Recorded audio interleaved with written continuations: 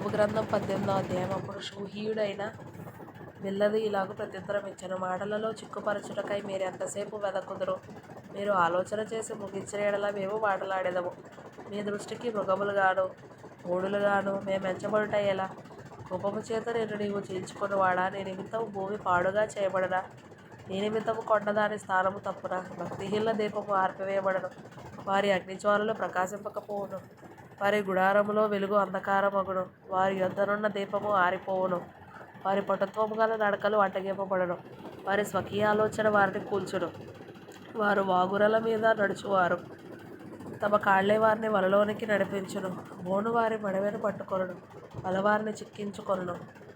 వారిని చిక్కించుకొనుటకై ఉరి నేలను ఉంచబడును, వారిని పట్టుకొనుటకై త్రోవలో ఉచ్చు పెట్టబడును. నలుదిక్కుల భీకరమైనవి వారికి భయము కలుగజేయును, భయములు వారిని వెంటాడి తరుమును. వారి బలము క్షీణించిపోవును, వారిని కూల్చుటకు ఆపద కాచియుండును. అది వారి దేహ అవయవములను భక్షించును, మరణజ్యేష్ఠుడు వారి అవయవములను భక్షించును. వారి ఆశ్రయమైన వారి గుడారములో నుండి పెరికివేయబడుదురు, వారు భీకరుడగు రాజునొద్దకు కొనిపోబడుదురు.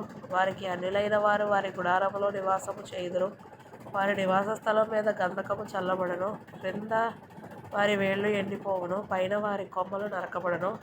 భూమి మీద ఎవరునూ వారిని జ్ఞాపకము చేసుకొనరు, మైదానమందు ఎక్కడనూ వారిని ఎరిగిన వారు ఉండరు. జనులు వారిని వెలుగులో నుండి చీకటిలోనికి తోలుదురు, భూలోకములో నుండి వారిని తరుముదురు. వారి ప్రజలలో వారికి పుత్రులైనను పౌత్రులైనను ఉండరు. వారు నివసించిన స్థలములో తప్పించుకొనిన వాడు ఒకడైనను ఉండడు. తరువాత వచ్చిన వారు వారి మీద పడిన శిక్షను చూచి విస్మయమొందుదురు, పూర్వముండిన వారు దానిని చూచి దిగులు పడుదురు.